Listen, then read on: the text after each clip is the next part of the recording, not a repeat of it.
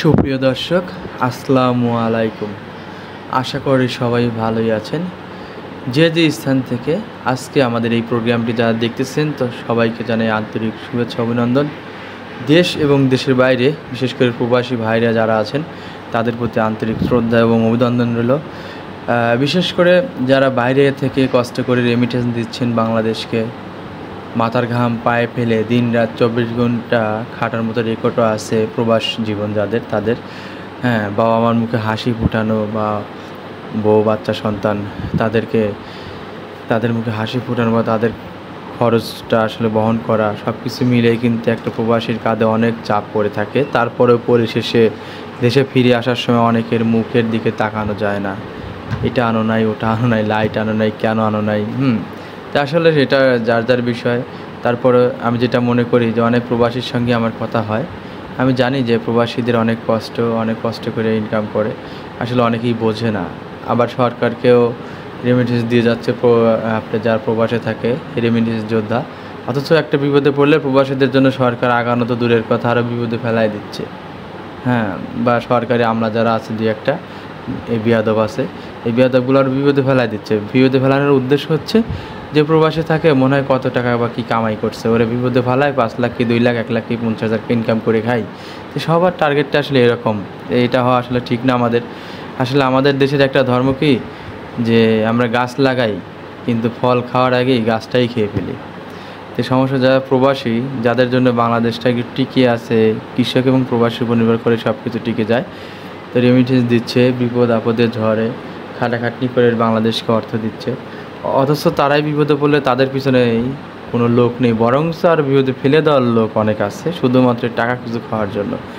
আচ্ছা, এবং যারা দেশে আছে এরাও কষ্ট করে, আসলে আমি যেমন দেশে আছি বা আরও ভাই ব্রাদার দেশে আছে, এরা কষ্ট করে, কিন্তু তারপরে আর সার্থক। কী কারণে সার্থক? কারণ মা বাবা বউ সন্তান সবাইকে সাথে রেখে দিন 2 টাকা ইনকাম করুক আর 1 টাকা খাক আর 2 টাকায় খেয়ে ফেলুক, এটা মনের তৃপ্তি বা একটা শান্তি। একসঙ্গে খাবার খেতে বসে 2টা কথা বলা হচ্ছে। আপনাদের ওখানে কীরকম তা জানি না, আমাদের অঞ্চলে বা আমাদের পাবনা জেলাতে এরকমটা আছে যে রাতে খাবার খেতে বসে বা সকালে খাবার খেতে বসে ফ্যামিলির একসঙ্গে এক টেবিলে খাবার খাচ্ছি, কেউ শপে, মানে সব বলতে মানে মেঝেতে বসে খাচ্ছি এবং কথা বলতেছি, হাসতেছি, আনন্দ করতেছি, খাচ্ছিও। সব কিছুই হয়ে যাচ্ছে এটার মধ্যে। তো আসলে এটার মধ্যে কিন্তু অনেক মজা আছে, কিন্তু যারা প্রবাসে থাকে তারা কিন্তু চাইলেও এটা করতে পারতেছে না, অনেক কষ্টের জীবন যাদের। তো যাই হোক, আল্লাহ তাদের নেক হায়াত দান করুক, তাদেরকে সুস্থ রাখুক। তা শরীর সুস্থ থাকলে মন ভালো থাকবে, কাজকর্ম করতে পারবে, দেশে রেমিটেন্স দিতে পারবে, ফ্যামিলিকে দেখতে পারবে। আল্লাহর কাছে দোয়া করবি, আপনারা যারা আছেন তারা সবাই দোয়া করবেন প্রবাসী ভাইদের জন্য, আর দেশীয় ভাইদের জন্য আমরা দোয়া করব। তো যাই কথা আসি, আমরা তো আসলে গরু ক্রয় করি হচ্ছে ব্রোকার বলতে দালাল দ্বারা।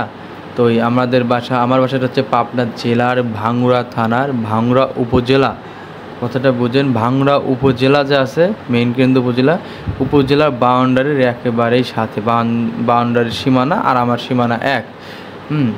এইটার সাথে আমার বাসা। আর এইখান থেকে বাঘাবাড়ি হচ্ছে 27 কিলোমিটার দূরে আমার বাসার থেকে। বাঘাবাড়ি যেটা হচ্ছে মিলবিটা বলা হয়ে থাকে, প্রাণকেন্দ্র। তো যাই হোক, এই বাঘাবাড়ির জমি ম্যাক্সিমাম জমি এখানে রবীন্দ্র ঠাকুরের জমি আছে। আচ্ছা, আর আপনার এদিকে সেই জমিগুলো সরকার বহন করতেছে, এবং সেই জমিগুলো এই যে মিল্ক বিটার যে আছে এরা আসলে দখলে নেয়। দখলে নিয়ে সরকার থেকে লিজ নেওয়ার পরে যারা এই মিল্ক বিটায় দুধ দেয়, শুধু তাদের জন্যই এই জমিগুলো বরাদ্দ করা হয়, যে তোমরা আমাদের মিল্ক বিটায় দুধ দিবা, বাঘাবাড়ি মিল্ক বিটায় দুধ দিবা, বিনিময়ে তোমাদের এই জমি ফসলগুলো তোমাদের কাছে আমরা লিজ দেবো, বা তোমাদের খাওয়ানোর জন্য একটা ডিড করে দেয়। সেটার কারণে আসলে ওরাই খাওয়াইতে পারে, অন্য কেউ খাওয়াইতে পারবে না। চাইলেও আমি যে ওইখানে 50টা গরু নিজে খাওয়াবো আমার সম্ভব না, কারণ ওটা কারোর জমি না, সরকারের জমি। কিন্তু সরকারি জমিটাই বাঘাবাড়ি মিলবিটার নামে করে নিছে, বলতে লিজ নিছে, ওরা আবার লিজ দেওয়া হচ্ছে যারা ওদের ওখানে দুধ দেয় তাদেরকে শুধুমাত্র। তাছাড়া অন্য কোনো কোম্পানিতে দুধ দিচ্ছে ওদের খেতে দেবে না।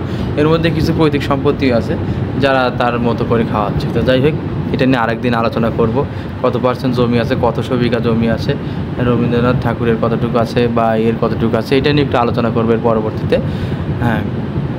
তো প্রথমে আমরা যে চকটা মানে চক পার হলাম, চক পার হয়ে দেখি একটা চক পার হওয়ার পরে মোটামুটি শুকনা, তারপরে চকে গিয়ে শুধু পানি আর পানি, পানি আর পানি।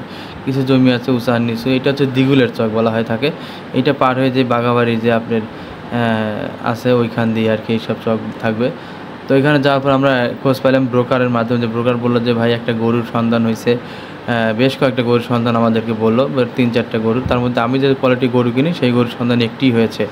তো তার ওই ব্রোকারের কথা মতো আসলে রওনা হইলাম। প্রথমে একটু ঘাট পার হইলাম, ঘাট পার হওয়ার পরে রওনা দিলাম হচ্ছে নৌকাতে। হ্যাঁ, নৌকাতে যাওয়ার পর আল্লাহর কি অপরূপ সৃষ্টি দেখেন, কত সুন্দর। হ্যাঁ, আপনাদের ওইখানে এরকম পরিবেশ আছে কি না জানি না, আমাদের এখানে দেখেন কত সুন্দর পরিবেশ, প্রকৃতির সঙ্গে খেলা করতেছে সবাই, কত সুন্দর, মুগ্ধ। আর এত সুন্দর শুদ্ধ বাতাস, যেটা বলার বাইরে। হ্যাঁ, এটা নিঃশ্বাস আপনি নেবেন, আপনার নিজের কাছে ভালো লাগবে, না ধুলা আছে না ঝামেলা আছে, হ্যাঁ, কোনোটাই নেই। পানির উপরে নৌকা ভাসতেছে, না কোনো অ্যাক্সিডেন্টের ভয়ও আছে। হ্যাঁ, সাঁতার জানলেতে কোনো সমস্যা নেই। আর পানিতে গোসল করার মজাটাই অন্যরকম, তাও বিশেষ করে বর্ষার পানি। এত সুন্দর বাতাস লাগতেছিল, মৃদু মৃদু আবহাওয়া, রোদেও এরকম তাপ নেই।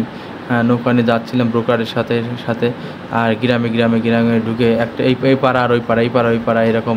আগে তো যেতাম হুন্ডা নিয়ে, যা খুঁজতাম, কিন্তু এখন হুন্ডা না থাকার কারণে, মানে হুন্ডা তো যাচ্ছে না, পানি হয়ে গেছে, সেটার কারণে এখন মোটামুটি আর কি আমরা নৌকা নিয়ে যাচ্ছিলাম এই পাড়া থেকে ওই পাড়া, ওই পাড়া থেকে ওই পাড়া। তো এইভাবে যখন আমরা যাচ্ছিলাম, তো যাওয়ার পরে একটা বাড়িতে গরুর খোঁজ পাইলাম মোটামুটি। সে গরুটা পছন্দ হলো না, নৌকা ঠেকায় ব্যাকে আসলাম। আরেকটা বাড়িতে খোঁজ পাইলাম, সে বাড়িটাও মানে ওরকম পছন্দ হলো না, খোঁজ করলাম না, কোনো রকম গরুই পছন্দ হচ্ছে না। হ্যাঁ, সব কিছু মিলে কেমন যেন অপছন্দ লাগলো সব কিছু। মানে গরুর অ্যাভেলেবল খোঁজ আছে, কিন্তু আসলে আমি যে কোয়ালিটি গরুগুলো ক্রয় করতে চাই সেগুলো আসলে পাচ্ছিলাম না। যেমন লেজ চিকন, লেজ ছোট, গলা কম্বল রাজহাঁসের মতো চিকন, চামড়া পাতলা, কান ছোট, মুখ ছোট, চোখ গোল। হ্যাঁ, এটা ফ্রিজিয়ান হলে এই কোয়ালিটির কিনতেই হবে। নাভি নাই, হ্যাঁ, সব কিছু মিলিয়ে আপনার মাঞ্জাটা উষার, বা মাজার যে পিন আছে, পিনটা 1 হাত দূরত্ব থাকবে। হ্যাঁ, এইগুলো লক্ষ্য রেখে, এবং রগটা যে আছে রগটা সোজা হইতে হবে, স্ট্রেট। এই সব কিছু মিলে আসলে আমি, এবং বান চারটা হইতে হবে চিকন, লম্বা লম্বা। এই দিকগুলো খেয়াল করতে করতে আমি আর গরু ওইভাবে মিলাতেই পারতেছিলাম না। পরে পারলাম না, পরে ভাবলাম তাহলে হাটে যাই, দেখি হাটে গরু মিলাতে পারে কিনা। ওই দিন আবার আমাদের রোববারে তালগাছি হাট লাগে, মানে বাঘাবাড়ি সিরাজগঞ্জে রোববারই তালগাছি হাঁটতে বললাম, তাহলে হাটের কী অবস্থা দেখে আসি। এদিকে ভয় পাচ্ছিলাম যে হাটে যাবো, কারফুজারি করছে, যদি সৈনিকরা নেমে পড়ে তাহলে আর এক সমস্যা। তো তারপরে হাটে গেলাম কোনো মতে ঝুঁকি টুকি নিয়ে। হাটে যাওয়ার পরে যখন দেখলাম যে হাটে গরু উঠছে কিন্তু কম, কাস্টমারও নেই, গরুও নেই, কারণ ব্যাংক বন্ধ, নেট বন্ধ। তাহলে সেক্ষেত্রে গরু কীভাবে আসবে, আর বাইরের ক্রেতারাও তো আসতেছে না। হ্যাঁ, এই হাটে অনেক দূর দূরান্ত থেকে লোকজন আসে। আসলে এই বাঘাবাড়ি যে গ্রামগুলোর যে গরু আছে, এই গরুগুলো কিছু কিছু করে এই হাটে ওঠে।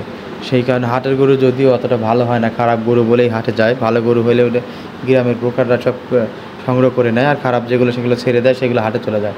তো তারপরে সবগুলো যে খারাপ হবে তা কিন্তু না, এর মধ্যে ভালো কিছু আছে। হ্যাঁ, হাতের আঙুল সবগুলো এক সমান না। তো যাই হোক, গেলাম হাটে যাওয়ার পর সেখানে গরু দেখি খুবই সংখ্যক কম গরু উঠছে, এবং মানে 1-1.5 ঘন্টা থাকলাম, দেখলাম গরু খুঁজে না, হাটেও গরু পছন্দ হচ্ছিল না।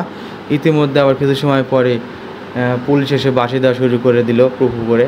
তো বাঁশি দেওয়া থেকে হাটটা একদম ফাঁকা, মানে দেখতে দেখতে হাটটা ফাঁকা হয়ে গেল, এটা বলার বাইরে। আস্তে আস্তে চলে আসলাম, চলে আসে আর কি করবো, কোনো মানে ওই দিন শুধু ঘুরেছি, কোনো কাজ হয়নি। প্রায় আমার 2000 টাকার মতো ডোনেশন গেছে ওই দিন, নৌকা দিয়ে ব্রোকার আসলে গরু হলেও ওদের 500-1000 টাকা দিতে হবে, কারণ ওদের সংসার চালাতে হয়। আমার সঙ্গে সারাদিন ঘুরছে, গরু না হলেও ওদেরকে 500-1000 টাকা দিতেই হবে, উপায় নেই, কারণ ওদেরও তো একটা সংসার আছে, বউ বাচ্চা আছে। হ্যাঁ, তো সব কিছু মিলে আর কি করব, পরে কোনো উপায় না পেয়ে আর বাসায় চলে আসলাম।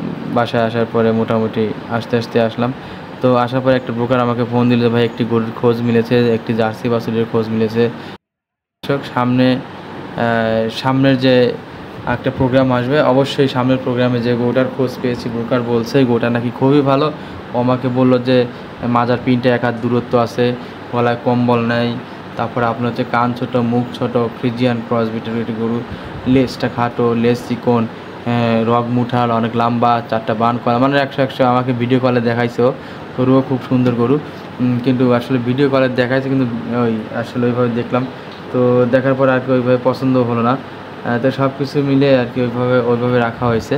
তো আমি যাব, এরপরে যা আপনারা অবশ্যই অপেক্ষা করবেন নেক্সট ভিডিও দেখার জন্য। অবশ্যই ভালো কিছু আসতেছে, আশা করি আপনারা পাবেন। তো যাই হোক, সবার জন্য শুভকামনা রইল, বিশেষ করে দেশ এবং দেশের বাইরে প্রবাসী ভাইদের জন্য অনেক অনেক অনেক ভালোবাসা রইল। দোয়া করব তাদের জন্য, আল্লাহ তাআলা যেন তাদেরকে সুস্বাস্থ্য কামনা করে। আল্লাহ তাআলা দোয়া করব তাদের জন্য, আল্লাহ তাআলা যেন তাদের ভালো রাখে এবং শরীরটা ভালো রাখে, মন ভালো রাখে। প্রবাসী ভাইদের জন্য অসংখ্য অসংখ্য ধন্যবাদ, যারা কষ্ট করে রেমিটেন্স দিয়ে যাচ্ছেন। আমার যে কোনো প্রয়োজন যদি মনে হয় প্রবাসী ভাইদের কাছে যে খায়রুল ভাই এই সময় এই প্রয়োজনটা দরকার, আমাকে সঙ্গে সঙ্গে ফোন দিবেন। আমার হাতে সময় থাকলে আমি অবশ্যই আপনাদের জন্য জীবনটা বাদে সব দিয়ে দিব। আসলে মিথ্যা কথা বলা হয়ে যাবে, অনেকেই বলবো যে জীবন দিয়ে দিব না, এগুলো না। জীবনটা বাদে আমি সব কিছু দিতে পারবো। আপনাদের যত প্রয়োজন হয়, হ্যাঁ, যে এই হেল্পের প্রয়োজন, ওই হেল্পের প্রয়োজন, লিগেল হেল্প যেটা প্রয়োজন সেটা হলে আমাকে বলবেন, আমি অবশ্যই আপনাদের জন্য হেল্প করব। তো যাই হোক, আজকে এই পর্যন্তই। ভালো থাকবেন। দেশ এবং দেশের বাইরে যারা এই পর্যন্ত আমাদের ভিডিওটি দেখছেন তাদেরকে অসংখ্য ধন্যবাদ। আর সবশেষে একটি কথা, আমার ভিডিওটি যদি দেখে আপনারা উপকৃত হয়ে থাকেন বা উপকার হওয়ার সম্ভাবনা থাকে, তাহলে অনুরোধ রইল অবশ্যই সাবস্ক্রাইব করবেন এবং একটি করে লাইক দিয়ে যাবেন, আমাকে উৎসাহ করবেন। আমি নেক্সট আরও ভালো ভালো ভিডিও দিতে থাকবো। তাই এই জন্য বললাম যে উৎসাহ করলে আমি ভিডিও আরও বানাতে পারবো, নিজের কাছে ভালো লাগবে। আর দেখা যায় যে আমাদের ইউটিউব থেকে একটা রেমিটেন্স আসে, তো আপনাদের একটি সাবস্ক্রাইব বা একটি লাইক, একটু রেমিটেন্স আসলে কিন্তু আপনাদের কোনো ক্ষতি নেই, বা আমার সংসারটা একটু সচলভাবে চললো। তো যাই হোক, এটা মাথায় রাখবেন। যদি মনে হয় উপকৃত হচ্ছেন তাহলে অবশ্যই করবেন, আর উপকৃত না হলে লাইক বা সাবস্ক্রাইব কোনোটাই করার দরকার নেই। তবে সাধারণত আমি যে সব বিষয় নিয়ে কথা বলি বা ভিডিও করি, এগুলো অবশ্যই আপনাদের উপকারে আসবে। তো আজকে এই পর্যন্তই। ভালো থাকবেন দেশ এবং দেশের বাইরে প্রবাসী ভাইরা। আসসালামু আলাইকুম।